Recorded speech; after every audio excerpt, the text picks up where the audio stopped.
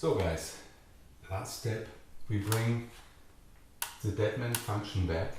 We have to pull out the jumper, step one step in direction keyboard. So now we have the Deadman function active. I push the button down, I release the button and the lift stopped. This is a very important feature. This is a safety feature that you control the lift. With the adjustment feature, you push once the button and the lift is running.